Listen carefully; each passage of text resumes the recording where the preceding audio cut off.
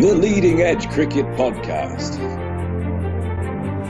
Hey guys, welcome back to the Leading Edge Cricket Podcast, the 27th time we have been with you. I am Rob, one half of the Leading Edge Cricket Podcast, and today I am not joined by my co-host Richard, who unfortunately can't make it, but I am absolutely delighted to say that joining me is former Nottinghamshire County Cricket Club captain, a man with 22 years playing experience at the very highest level of the English game, Paul Johnson. How are you, mate?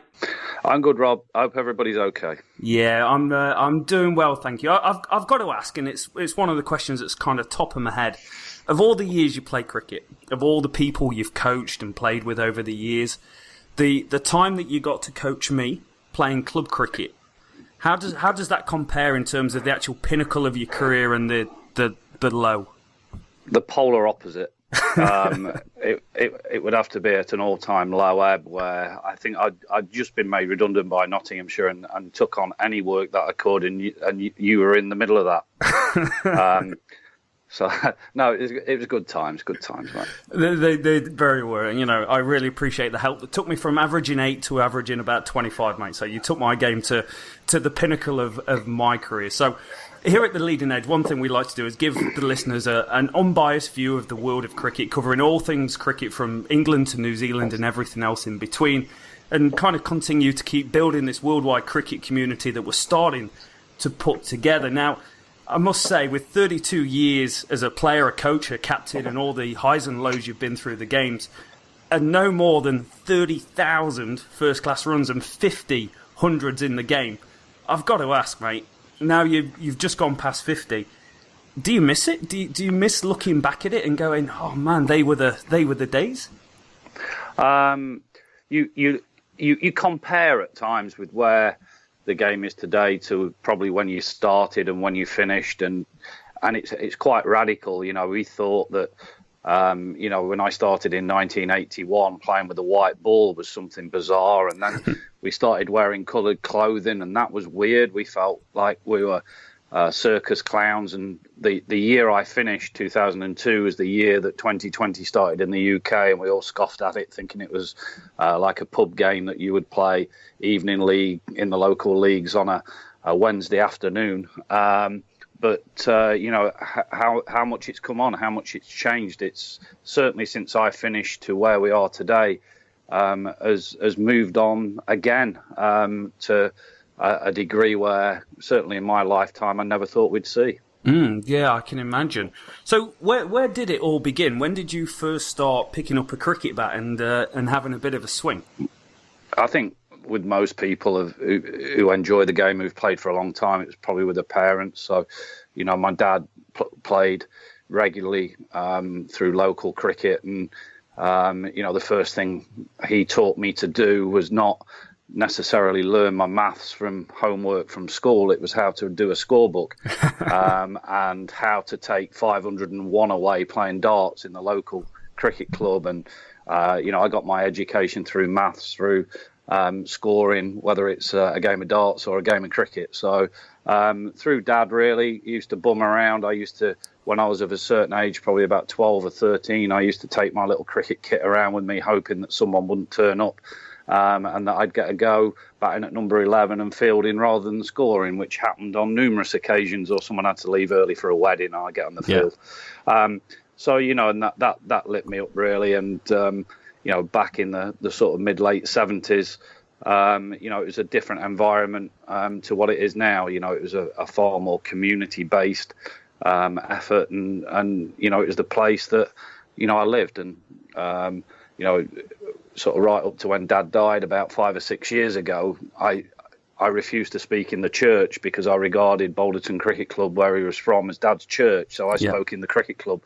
And it was something that was heavily religious to him, was his undying loyalty to his local cricket club. And I'm talking to you now literally about 800 yards from Balderton Cricket Club, so I haven't flown too far from the nest, if you'd say. But local communities and stuff, unfortunately, it's dying away a little bit now. Certainly in the UK, you're not getting the footfall, and clubs are struggling. But back in the day, it was through Dad and interaction through your local cricket club, which I'm sure it is still over in New Zealand as well. Yeah, it definitely is. Juniors going to play quick cricket, either through the schools or going to one of the big cricket clubs. And that's kind of how they get involved, and then they work their way through the system, playing different age groups. But rolling back into the 70s, there probably wasn't as much age group cricket at a club level. Did you play for the school you were at? Is that where you got the majority of your playing time? Yeah, there wasn't a great... There was the odd youth team, bits and pieces, and we had a youth league in Newark District, as you'd be aware of. But at the same time, I was lucky to go to a comprehensive school where there was 2 grass squares, there was outdoor nets, indoor nets, and a school teacher, a guy called Dave Smith, who was very proactive in cricket as well. So I just happened to be lucky, I suppose, that I was born into the right postcode and went to a school that was heavily into cricket. And I hit a sport with cricket and football where it was massively encouraged, and I couldn't have wished to have been at a better school, whether it was a comprehensive or a private school. So I was very lucky. Yeah, definitely. Same school my mother went to, and Dave Smith is an absolute gent of a guy, a real top guy. You played football as well, didn't you, during your schoolboy years? Yeah, I don't know if you noticed that Lincoln City just won the EFL, one of the minor cup competitions last week at Wembley. They beat Shrewsbury in the final 1-0, and I was a schoolboy with Lincoln City from the age of 14 up to 16, and was offered an apprenticeship with them. And it's the first time they've ever been to Wembley last weekend, and they won. So that was special as well, because the manager in charge, who you'd know, was a guy called Colin Murphy. Yeah. And the Cowley brothers that are managers there now gave the ultimate gesture of letting Colin Murphy walk the team out at Wembley. So, nice. That brought back a few memories as well. And Tomo was commentating on the game, which, he's a Collingham Cricket Club player as well, or was in the past. So, it was nice seeing sort of everybody from Lincoln get together and have a great day out. I think there was 20-odd thousand went from Lincoln, and it was a magical day, apparently. Yeah, my brother went down with the kids. Said it was one of the best days of his life. Long time Lincoln City supporter, and you guys have been through it over the years. A bit of up and down into the old semi-pro leagues back in England before starting to work your way up. So what a magical occasion. I've got to ask, what was the difference between you was playing for Lincoln, and at some point you would have had a youth contract with NOTTS, I guess. What was the difference between the two? What swayed you more towards cricket than football? Well, I was in the same year, 1980, coming into the 1981 cricket season, offered an apprenticeship with Lincoln City and a first-class contract with Nottinghamshire at the age of sort of 15, just turned 16. It's my birthday next week, and we used to start back, obviously, at this time of year in the UK for the first-class season. They've pushed it really early now, which is incredible, which I'm sure we'll come on to in a few minutes. At the time, Lincoln were 92nd out of 96 in the Football League, and NOTTS were on the crest of a wave. And there was a guy who most cricket fans might have heard of, a guy called Phil Neal, who's still one of the managers of England on tour. He sorts out all the admin side and travels with the team. He was also the left back for Lincoln City at the time, so he gave me some very good advice that Lincoln were probably on the crest of a slump and NOTTS were on the crest of a wave, and that if I had anything about me, I wouldn't think about playing for a team that's 92nd out of 96 in the Football League when I've got the chance to go and play at Trent Bridge. And it was some of the best advice I've ever had, I think. Yeah, honest advice from a player at the club, isn't it? It's not often you get that. Not these days anyway, where people they fluff over the lines and they've got the generic media voice, and it's like, oh yeah, we will do better, we'll get better. Whereas he's like, nah man, we're really struggling, go somewhere else. Well, that's changed as well. With all the, there wasn't the money around at the time in the sort of early 80s in football as there is now. It's just got out of all proportion. It's insulting and ridiculous the way it's gone now. And you see some sort of second and third division clubs sort of folding financially, and that they would just love, I think, 1 week's wages of Alexis Sanchez or someone like that to keep them afloat. It's just ridiculous and wrong. But there certainly wasn't that money around, and I had to take a career choice rather than a money choice of winning the lottery, if you like, by getting picked up by one of the big sides. It was never possible. So, when you look back, that's one decision in my life that I did make correctly. That is for sure. Yeah, definitely. So fast forward to 1982. So you would have been 16, 17 years old when you were receiving your first class game and being put into the first team, right? Well, I was lucky because 1981 was my first year, and it was the year that Notts won the championship. Even though I didn't play a game, I was 12th man a lot, and I was sort of general dog's body around the dressing room. And I learned probably as much in that first year at 16 of how to win and professionalism from the team that we had at that stage. And when I did make my debut the following year, standards were set that I knew that we were reigning county champions, and I wasn't playing as someone to make up the numbers. I was out there to do a job, and I learnt very, very quickly from some very, very talented people, and obviously Richard Hadlee being one of them. Yeah, absolutely. There's a famous quote saying it was the World 11 bowling at one end and club cricketers bowling from the other end when you were playing against New Zealand with Richard Hadlee in the team. Well, he was the Rolls Royce of fast bowling. He could bowl in second gear and be very accurate. He could bowl in fifth or sixth gear very quickly and again still very accurately. And he very rarely broke down. And he was the ultimate professional, probably well ahead of his time. He would have absolutely flourished, I think, now in the central contract era, where he probably wouldn't have played as much domestically, and he would have played far more test matches. And I think his figures, unbelievably, would have been even better than what they actually were. Yeah, incredible cricketer. So you get the phone call or the knock on the door saying, "Hey, you're having your first game." What's going through your mind at that point, where you're like, "Wow, I'm going to make my debut for Nottinghamshire"? Well, the first game was at Trent Bridge against Middlesex, and I got told the day before. I think they made their mind up a few days before, but I'd scored heavily the month before in the second team. And back in the day when Test match call-ups, guys were away for sort of 2 games at a time and then came back. It was an ideal opportunity for clubs to blood younger players. A couple of games in, get them out, bring the test players back.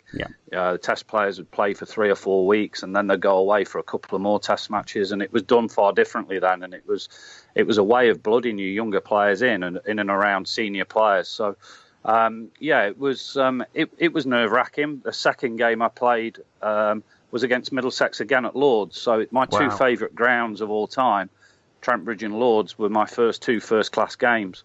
And that was eye-opening to have Wayne Daniel running down the hill from the pavilion end at Lords. I found out that adrenaline was brown that day. Incredible. And what was the atmosphere? So you're a young lad coming out to the crease, and you've played a much higher level than cricket than I could ever dream of playing. But when it's a young lad coming in who he's going to take a bit of cop from the opposition, there'll be a bit of sledging out there, was there? Oh, most certainly. Middlesex weren't the friendliest of clubs. They had Mike Brearley in charge at the time, who was, a very quiet, intelligent operator, but even he got stuck into me, which I took as a bonus. I always think you only sledge players that are worth sledging. Some of them aren't at the crease long enough to sledge, and you wouldn't waste your breath on them. So I took it as a compliment. The more I used to get sledged, the more I took it as a compliment, not the other way, because they're obviously trying to get under your skin to get you out.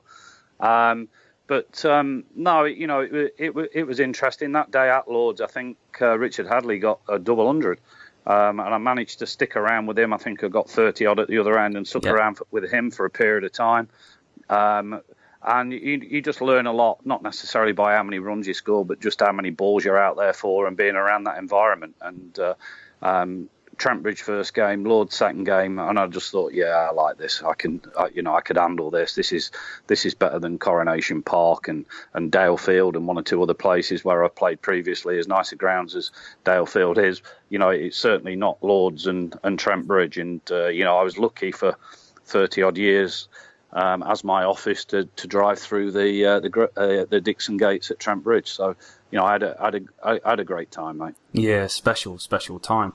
And as a young lad going into that dressing room with people like Sir Richard Hadlee, I can only imagine that it's a different atmosphere in the dressing rooms back in the 80s as to what it is these days. But there must have been a certain level of respect that the seniority of the guys held, and you must have looked up to them immensely, right? Yeah, you tended to find that there was a lot of local players at the time. At the time there was three carloads going from Nurkin district, which was fabulous, and a lot of those were Collingham based and Farndon and Balderton with myself. But you had a dressing room of Robinson, Broad, Hadlee, Rice, French, Hemmings, and one or two others as well that would flit in and out. And a lot of those guys weren't, other than Derek Randall, who was a loopy and never shut up. But most of the others were fairly quiet characters, and when they spoke, you listened. Yeah. I think in this day and age, you get people probably who are far more outspoken, who say too much, and you probably have to filter the rubbish out of it. But with the likes of Rice and Hadlee, Robinson, Broad, they weren't sort of jibber jabbers, as I call it. They spoke when they needed to say something, and you better listen. And if you didn't listen, you weren't around for very long. So as much as I was a cocky little teenager who probably said too much and got bullied on the back of it, it made me learn very quickly. And my second 11 coach always used to say, Jono, there's two sorts of mistakes. There's clever mistakes and stupid mistakes. Make sure you don't make too many stupid ones. So, and he was dead right. Clever mistakes you make once or twice. Stupid mistakes you just make over and over again. And fortunately, I managed to sneak out a 20-odd year playing career. And, I was lucky. I was lucky as much as I played well at times. Yeah. I was lucky to be around that era. And, I wouldn't change it for a thing other than the money. Yeah. If you were playing in the modern generation where there's the money there, that would have been a massive bonus. If someone said to me back in '81 that you'd play enough cricket to make yourself and your family financially secure for the rest of your life, you'd laughed at them. Yeah. My first pay packet for 6 months was £1,250, and you look at the amounts of money that are now being earned not only by the guys who are playing the IPLs and everything around, but even first class cricket get paid very well for what they do. Yeah. No, it's good to know. So as a first class cricketer, obviously your first season you kind of finding your way. You made a 37 not out when you was batting with Sir Richard Hadlee. When did you... Not out, I was out. Oh, you were out that day. I'm looking at your stats and you've got a 37 not out in that first season. No, I think I was out. I think that might have been a few chuck-ups and when someone was after a declaration, mate. I didn't get many I didn't get many not outs early in my career. So when did you feel like you really belonged? Because I look at your stats and you go for a period from 1985 all the way through to 1998 where you are prolific, literally scoring 900,000 every year. Yeah, I think 85 was sort of my breakthrough year. I would have been 20 then, 20 coming on 21. I would have been around for 4 or 5 years, got to know the place.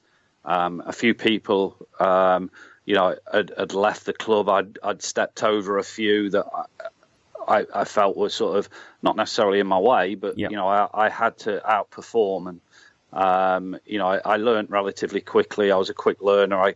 I didn't bowl, obviously, but I made sure my fielding was top notch. Yeah. Because it was the only way to stay in the team. If I wasn't scoring runs, I had to make sure that I was contributing. So, 1985 was probably the year where I felt, I could kick on and be looked upon as probably a senior player than one of the juniors. Yeah. That's quite incredible at 20 years old as well. You've been playing 3 or 4 years already by the time you turn 20, and to have that level of seniority within the dressing room.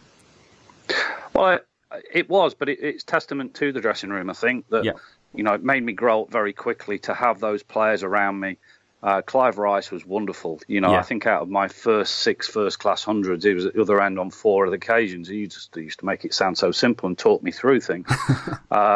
And he was a great mentor. He liked me, which helped. Yeah. Some people he didn't, and he liked me because, I thought about cricket, and he was letting me set field. At the age of 20, he was letting me set fields for him. Wow.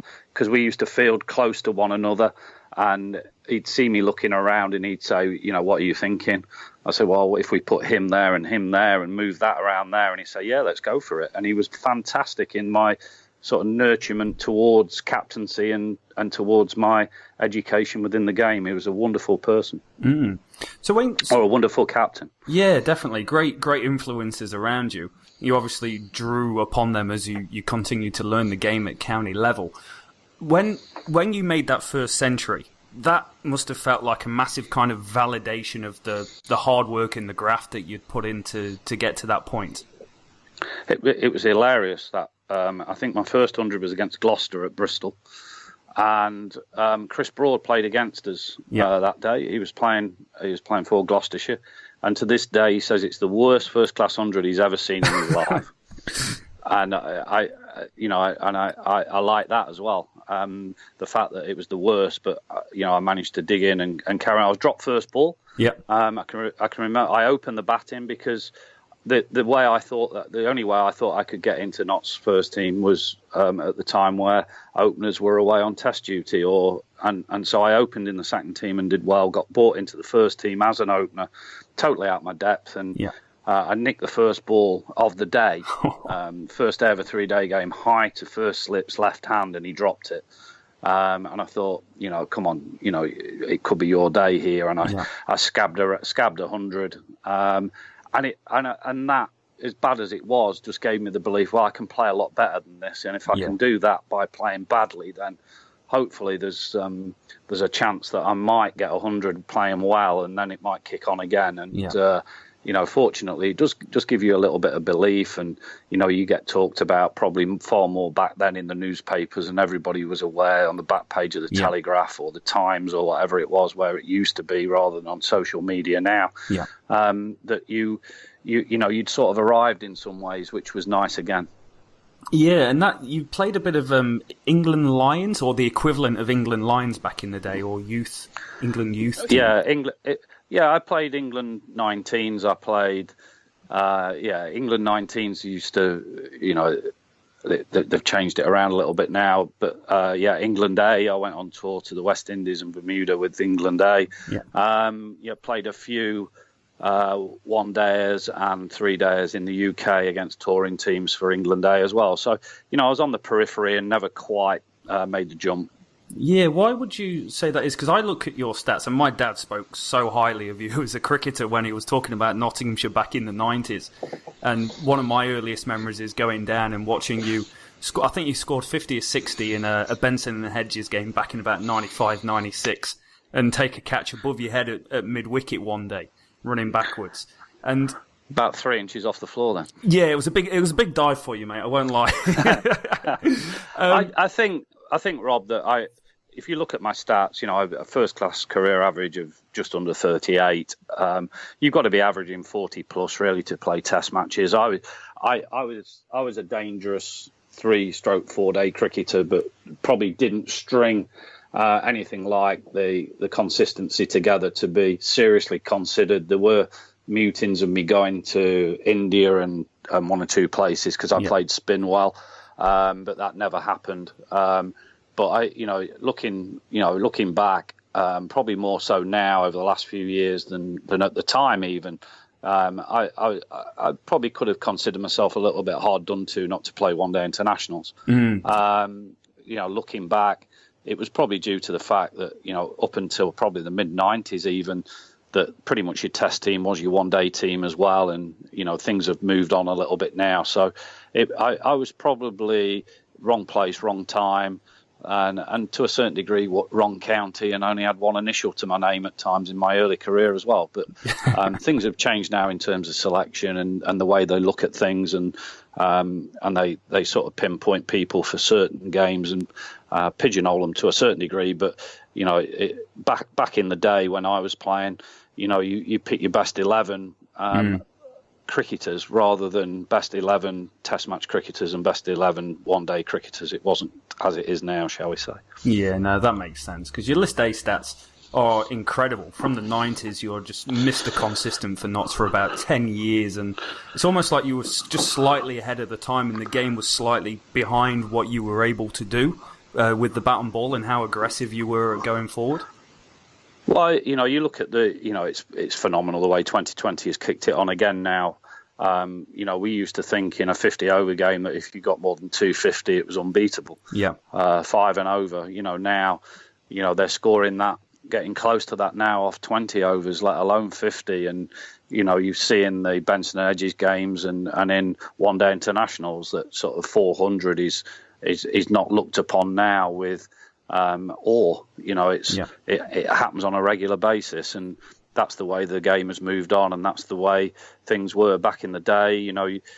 If you needed 8 off the last over, it was a struggle. Now you'd think you'd back yourself seven times out of 10. Yeah. The game has moved on.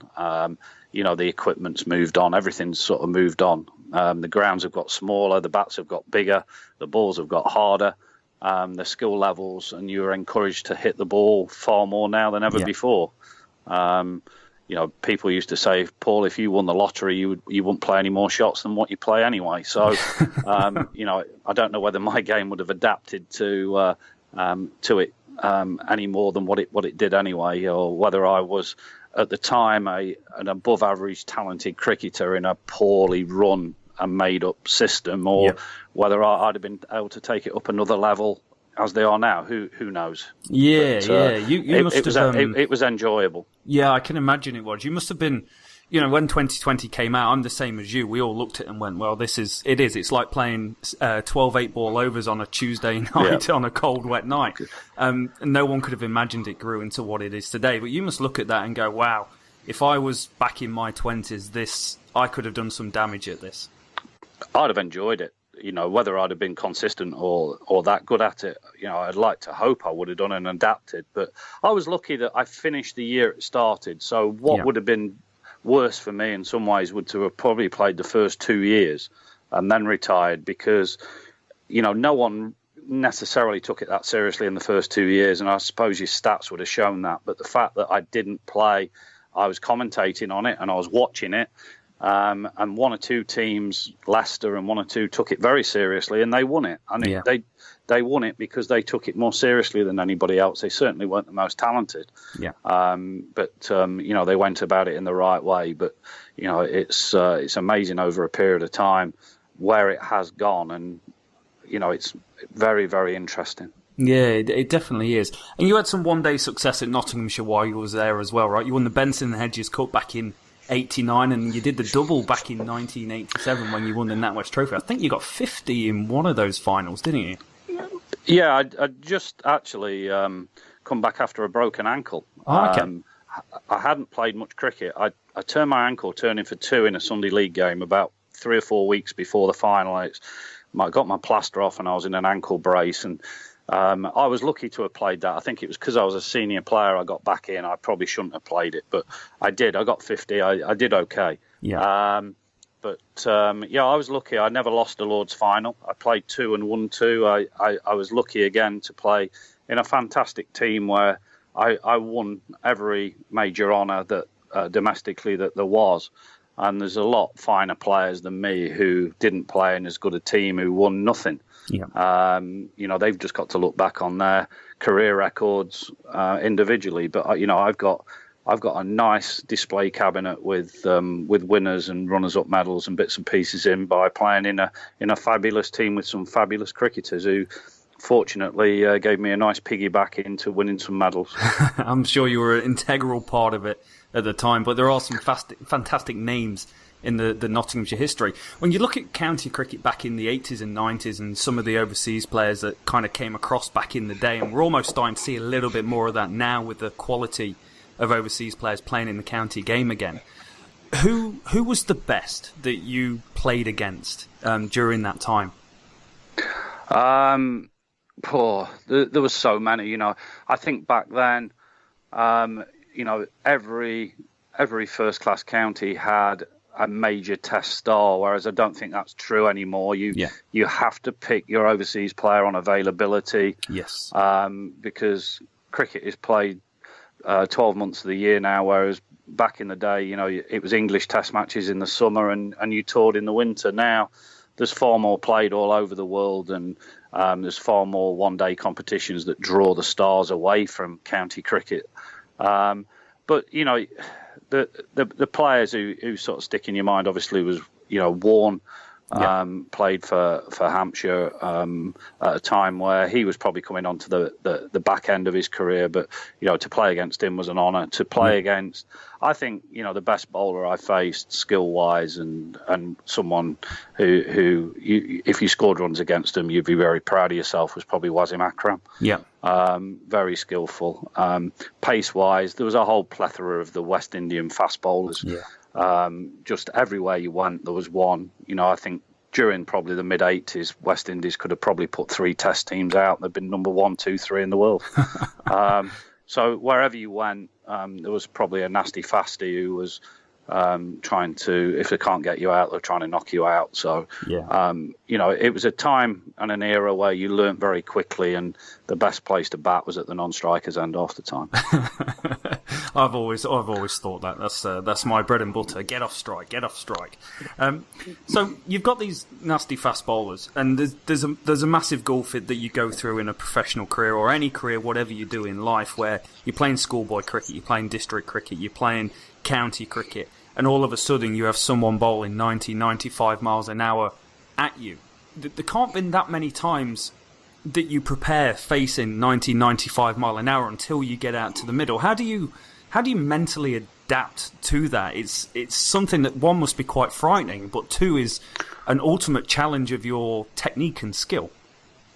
Yeah, I found that if I was a little bit lucky. I was pretty expansive in the way I played, and being only sort of 5'7", 5'8", I'd hook and pull and cut. Yeah. So I used to. I wouldn't say I enjoyed going through that, but that was my game, to play that way. And I found that being small, they would bowl shorter at me for longer. Yeah. They would probably at the time have 3 or 4 slips in and a gully, and people around you. So if you played expansively, you could probably get away with a fly ball down to third man or fine leg and stuff like that. So, and then if you could get off to a flyer, it just gave you chance to play.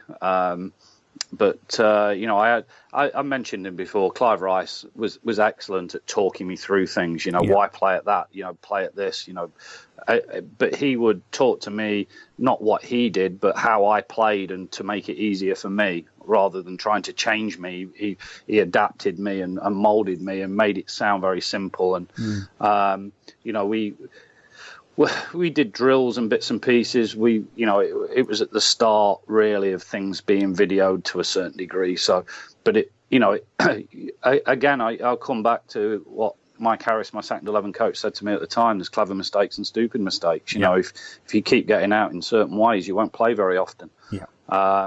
So it was a case of learning quickly or playing in the twos. And I had some very good role models around me who taught me through it. There weren't the coaches around them, but of senior professionals, I was blessed to have such a lot of cricket knowledge in the dressing room who would get frustrated as hell with me, but they would keep giving me the advice and help that I needed to stay in the game as long as I did. Yeah, and you obviously took on a lot of that. One, by the success you had, and two, it must have moulded you as a person going on, because you actually became club captain of the county back in 1996 as well. That must have been a massive honour. Yeah, I was vice captain for a long time under Tim Robinson, and Robbo was a totally different character to myself in the way we played and even the way we were. but that was a good thing. We worked well together, and obviously there were times where Robbo was injured, and I just got a little bit of a grounding in the 3 or 4 years before that in terms of captaining the side and tactically and stuff. But I had a great grounding under Ricey, as I mentioned already, and taking it on was great. It was a great honour. Unfortunately, at the time we were going through a lull in terms of quality of staff. Without rubbishing my side too much, we finished runners up in the Sunday League that year. We finished on the same points as Surrey, and Surrey had probably 7 Test players at the time. I take that as one of my biggest achievements, was to finish level on 50 points with them, and it was only on run rate, etc., that they used at the time that we missed out there. That was a great season. The same season we finished, I think, next to bottom of the Championship. So we were very much based around one-day cricket than 4-day cricket. But, I did that for 2.5, 3 years of captaincy. And, I'm very proud and very honoured to every time that someone, whether it's a Test player or a first-class cricketer, walks down the stairs at Trent Bridge, my name is at the bottom of the stairs on the Roll of Honour. And it's something that will always be there, hopefully. So I'm very, very proud from someone from quite humble background in Balderton, where I'm talking to you now, to have achieved what I did within the game. And as I say, I'm born and bred in Nottinghamshire. I've come through the youth system, and I'm still here now, hopefully giving a little bit back. Yeah, you definitely are. There's plenty you've given back to the club. And when your playing days were done, so you retired back in 2002, and I've got to ask you, 2002, I was reading an article yesterday, and it was about when you got the runs that took you to being the most List A runs for Nottinghamshire in their history. And I think at the time you was batting with Kevin Peterson back in 2002, and he eventually rang you out with you both at the same end. I can't remember that. I'll give him credit for that. I can't remember that, but no, I've played with some phenomenal cricketers, and KP is, it makes me feel old now that KP has just retired. Yeah. And Charlie Schreck, who has just retired with Leicestershire. I played in both Kevin and Schreck's first ever game for Nottinghamshire, and they've just finished their careers, long, illustrious careers that they've had. And you look back on it and think, I made a contribution to that. I helped him with that. I don't think that KP would ever give me any acknowledgement to help in his career, but I can certainly remember playing at Lord's in one of his first games and walking him around the night before, and how nervous he was. And he's not the sort of person now that you would ever say would have been nervous in any form of cricket. But we all start at a tender age, and you're not human unless you do get these nerves and apprehensions about yourself. And he was no different. And it's been a pleasure to see his career flower as it has to being one of the all-time greats. As when I first started, Richard Hadlee was in that mould as well. So, I've been very lucky to be in and around some wonderful world-class cricketers. Yeah, definitely. So 2002, you decided to call it quits, and you took on the mantle of working as a coach for Nottinghamshire from 2002 to 2013. Yeah, my role changed dramatically when I first came on. I was the batting coach, batting and fielding coach. I ran the Notts under 15s. I helped with the academy, and that sort of changed across over a period of time. And I finished the last 3 years I was at Trent Bridge as the second 11 sort of manager coach. Still helped the batsmen, but it sort of evolved into, rather than me be the batting coach, it was working with the batsmen who wanted to work with me rather than me be thrust upon them. So it was more sort of second 11 and seeing them through, and working with the academy lads as well. So that was nice to see. It was nice environment to be in, and it was really, really good trying to bring local Nottinghamshire kids through, sort of as I'd done previously. It's great that you were around as well. You've been a staple of Nottinghamshire for 22 years as a player, give or take a year or so. But the fact that you were around for another 10 years or so to be able to keep giving back to the club, and they can take off your experience of playing, and you've just been through a whole career and been through every single emotion up and down that all these young kids are going to do. So if if young kids are listening to this podcast, what would be your advice for them in terms of, they're 15, 16, they're playing cricket, they're doing all right. What should they go away and do? Learn to develop a really good technique and to learn to play the game properly in terms of don't get too carried away with the 2020 stuff too much. Really try and develop an all-round game. And then once you've got that, it's far easier to bolt the other stuff onto, all the fancy shots and bits and pieces. But learn how to play properly before you learn all the fancy shots, because if you can play the longer format of the game, you can certainly play the shorter format. But if you only learn how to play the shorter format, I think you'll have a shorter career, because you won't be playing too much 3-4 day cricket, whatever it is, and develop an all-round game. So and really, it's I think club cricket and first class cricket over the next 10 years will be stretched massively. So if you can get to a certain standard, I think you've got every opportunity to develop and earn a living at the game. I think that from the ages of 13 to 15, there's a massive drop off. Yeah. Certainly in the UK now, of kids who suddenly find out that there's so many other things to do other than play cricket. Whereas when we were younger, there weren't those things around. There weren't those distractions, attractions, whatever you want to call it. But there's plenty of opportunities now if you're prepared to do some hard work and put some graft in. Yeah, definitely. Hopefully, because there's so much money in cricket now, hopefully that will get people going, actually, I can make a career out of this. I'm going to dedicate myself to it. But I agree. Even when I was quite young, playing down in Newark in the early 2000s, etc., there was still the same old problem of, people, they worked their way through the junior system. Only the really, really talented ones stayed to play cricket, and I use talent in a lighter form than what you're used to, because it's less down club cricket. But everyone else just kind of fades off, and they go play football, or they go out drinking, or they smoke, or they've got a girlfriend. There's always different things that are available for them to do. Social media as well these days is killing things. I think that people will drop out of a game of cricket at the drop of a hat. All of a sudden they find out that a few of their mates are doing something on social media, and they'll drop out of a game of cricket on a Saturday without batting an eyelid. There's not that dedication or commitment, loyalty, whatever you want to say, to a team anymore. It's far more socially based.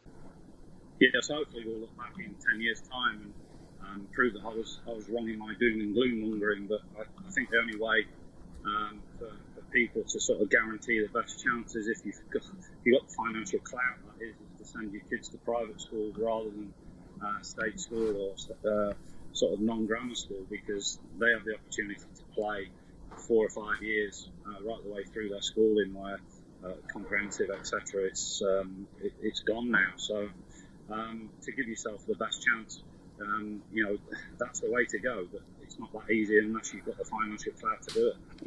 It's definitely not. But the facilities and the coaching available to them is absolutely top drawer at that level. So obviously, so many years at Nottinghamshire, you still follow Nottinghamshire. I saw you sent a tweet out at the start of the season wishing them luck. What are your predictions for Nottinghamshire this season in Division 1? Well, I think they're going to struggle, even though they've had a fabulous start, which was a crazy game of cricket. I think it was on the last morning after being disrupted by the weather, which they did well to even get a game in. Yeah. At Headingley, they haven't bowled a ball yet this season. The weather has been atrocious over here in terms of the amount of rain that we've had. We've got a beautiful day here as I'm talking to you, but it's been the first one in a long time. And the grounds have been damaged beyond belief. So there's a lot catching up to do. The first round of Premier League games in Nottinghamshire on Saturday have all been called off. Yeah. I think something like 14 wickets fell for 23 runs in 90 minutes at Old Trafford for Notts to win the game there. And needing 10 to win, they were 10 for 4. So you could see that the wickets have been doing a little bit, to say the very least. I think it'd be a bit of a struggle. I hope that they will just consolidate for a season and make sure that they're not in the relegation mix-up. I don't think necessarily they're strong enough to challenge. I'm just hoping for a mid-table finish and for them to take another year's experience and possibly just strengthen the squad a little bit from next year. But it's going to be a tough year for them. They've lost a few players. I think the loss of Alex Hales before the start of the season, when he announced that he wasn't playing red ball cricket, was a really big smack in the face for them. I think they'll miss that. I think they potentially will early season and back end of the season take enough wickets to do relatively well, but I don't know whether they've got the run scoring capacity in depth throughout the squad to really push for the championship. It is a good looking bowling unit with Gurney, Ball and Fletcher in the mist, but yeah, the batting does look slightly short. I've got to ask you about white ball only cricket contracts. What's your take on them? Because they are quite controversial and new to cricket at the moment, aren't they? Yeah, and it's really ruffling feathers over here. The fact that Rashid and Hales in very close proximity announced that they weren't going to play championship cricket. For me, it's not a case of them necessarily dropping out for the cash. I think it's that they might be looked upon, and I do to a certain degree, have been a little bit selfish in terms of that the county clubs, their respective clubs, have brought them through from youth system right the way through to where they are today. Yeah. And I think that just to announce that they're going to play white ball cricket because of the financial wealth that's around the world these days in terms of the little tournaments in most countries that are held now, and just shows a little bit lack of respect. Yeah. I think that they could easily have played for a year or two and just given the club a little bit back. And you know, it's not just about one day cricket; it's about cricket full stop. And you know, the members, you know, deserve a little bit better, I think, than what there's. I think, you know, without saying it's a lack of class, I think it's just a little bit of lack of respect.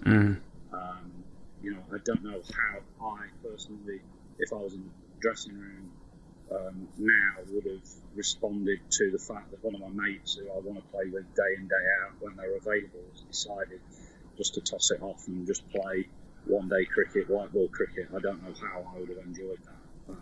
Yes, I'd have still been their mate, but I'd have lost a little bit of respect for them as a player. Yeah, it is controversial. When I look at it, I go, it's got to be money incentivised.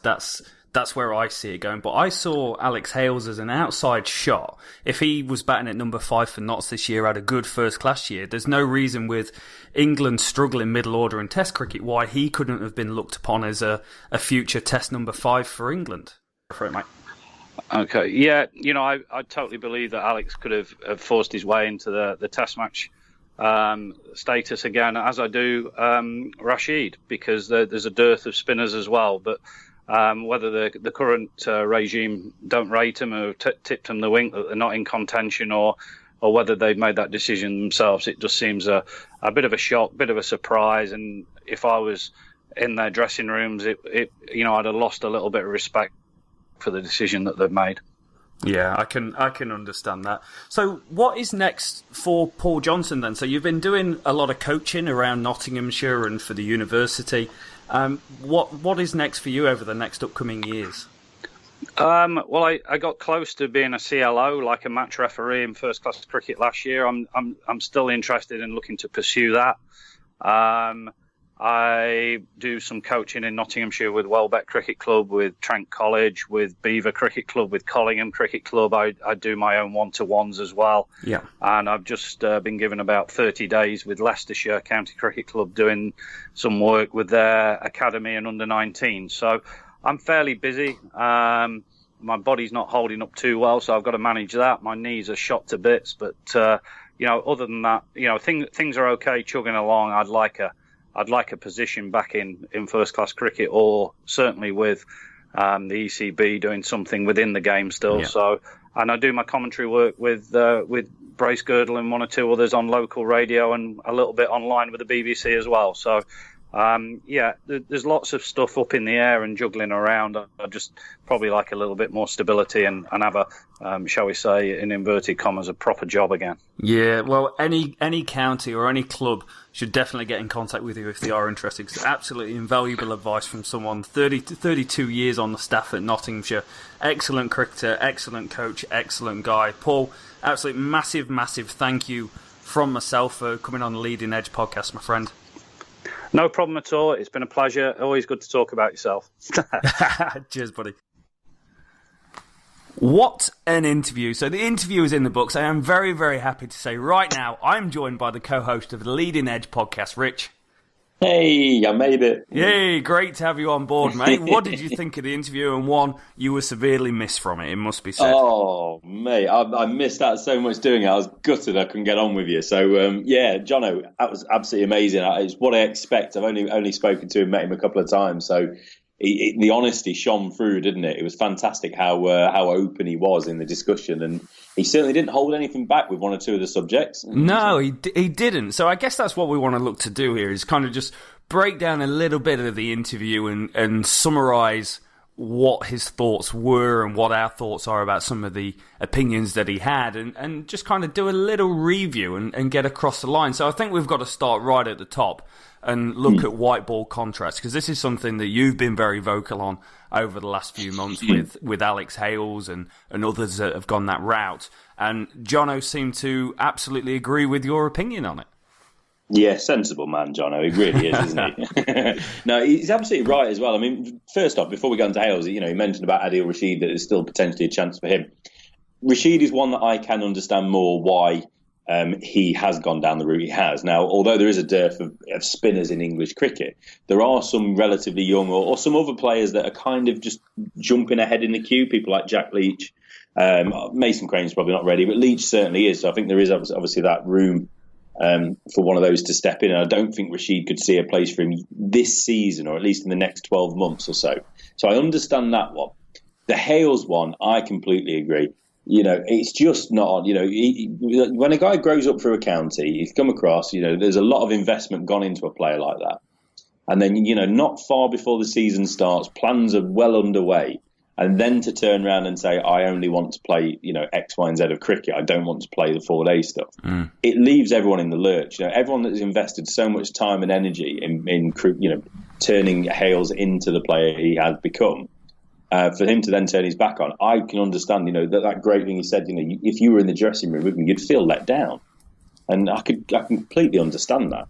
Yeah, it is. It's a massive gap, because there'll be guys that have gone through the same journey as Hales, maybe not at the same success, but gone through the same Nottinghamshire year on year, working your way through the county setup, getting yourself into the first team, and becoming an absolute integral part of what they're doing. And one thing that Jono did go on to talk about was NOTTS, how they're going to perform this year. And he goes, the bowling attack is very good, and we can all see that. There's Gurney, there's Fletcher, there's Ball, who are all taking an abundance of wickets this year. But you look at that top six and you go, it's frail. Man, they could do with an Alex Hales at the top. Yeah, exactly. And that was the thing. Last season, he started batting because, I think he had an eye on being a middle order, not just for NOTTS, but potentially for England again in the Test side. Getting rid of that opener, because it didn't work when he played for England, did it? He was just nicking off a bit too much or getting cleaned up. But he basically made that decision. I want to bat middle order, number 5, and he did well. And I would say that he missed out by the skin of his teeth going over to Australia. Maybe he hadn't done quite enough. England like to just find the new shiny toy, don't they, rather than going back to someone and trying to change an idea about somebody. But Hales had gone away and became a different player, or at least a slightly different player in a different position. So he had a chance to play for England again, and that's what it frustrates me. I go round and round in circles on Hales, but it just really annoys me because he was so close to getting that recognition batting probably at number 5. He was. He definitely was. Now, one thing that Jono went on to talk about right at the start was the dressing room atmosphere that he was involved in. And it sounds like an absolute stellar place to, just have someone put an arm around you, know your place in the dressing room and be supported through the start of what is a difficult journey. The nerves must be through the roof whenever you start in a first-class journey. And especially when you're in the presence of Clive Rice, Chris Broad, Tim Robinson, Sir Richard Hadlee. It's next level stuff, and to hear that Nottinghamshire was a damn good place to grow up in, and for all the mistakes that he made, and he said he made a few, don't make too many dumb mistakes and you'll be all right. Yeah, I like that. He said that a few times, didn't he? That's cracking advice for anyone, that is, isn't it? You can get away with the... what did he call the other mistakes? Mistakes and dumb mistakes. Good mistakes, yeah, I love that. You can kind of get away with the good mistake occasionally, but dumb mistakes, you don't make many of those before you get flicked out of a team. So, but yeah, like you said, that dressing room, Tim Robinson... I mean, they said Stuart Broad, Chris Broad, Bruce French, Eddie Hemmings would have been around at that time as well, wouldn't he? People like that. Kevin Incredible Cooper. setup. Yeah, just unbelievable. I mean, some local talents, but, local guys like Coopers and people like that. But then you've also got these absolute world-class greats of the game. Richard Hadlee is probably the finest cricketer that New Zealand's ever produced. Yeah. Clive Rice, in a different era, we would have been speaking about him differently, internationally. So... unbelievable players, and it was really interesting as well to kind of hear what a comfortable dressing room it was in many respects. Obviously, it would have been very competitive, a really solid group of competitors. But it was a dressing room. It seemed an environment where they weren't insecure, that they allowed people to come in and allowed them to find their feet, and and I like the way he was talking as well about back in the day where players would go and play Test match cricket. They'd bring the young player in for a couple of games and then they'd drop back out again. And probably that's something just to talk about briefly, is that would help so many players. Instead of this treadmill of county cricket, if a young player could come in, play a couple of 4-day games, drop back out again, and then come back in, it would probably do them the world of good, rather than playing, a ridiculous amount of days of cricket across the summer and really not having a value on your innings. The conversation in Australian Shield cricket is that there's not that many games played, so when you do play, you have to put a value on that wicket and that innings. Yep. In England, it's just you're playing cricket every day. If I fail today, well, big deal. I'll have another go tomorrow. Yeah, especially early season, mate. There's a chance of batting twice on the first day of the first class game. As we've seen, it looks like quite a lot of people have done that. Yeah. And also, just mentioning that briefly, it shows how little we know about cricket. Aidan Markram, he's got a pair or something for Durham. Got a pair. Someone on the podcast said he's the next big thing. I can't remember who it was. Must have been you, Rob. Must have been me. One thing that does bother me, and I'm kind of out of the loop the last few years since I moved away, is Jono talks about the end of club cricket as we know it, and he hopes and prays that 10 years' time that he's got it wrong and there will be some sort of resurgence. But he's like, I just can't see it running in the same format that it does. All day Saturday, all day Sunday games. Clubs aren't as big as what they used to be. Club numbers are dwindling across the whole country. It's a big concern for the longevity of the game, because that's where the next Michael Vaughan comes from. Yeah, I think we spoke about a kind of a topic around this a little while ago when we was talking about how, it's all well and good the schools have it, but you need that investment to go into the inner city areas. And, there's a lot of schools that have lost playing fields. The school that we used to go to, I don't think they play cricket anymore. And that used to be a grammar school. So it really is a difficult time for cricket. Now, club cricket, we've got the issue locally. I mean, another local team to where we're based, Rob, Ollerton, they've folded now.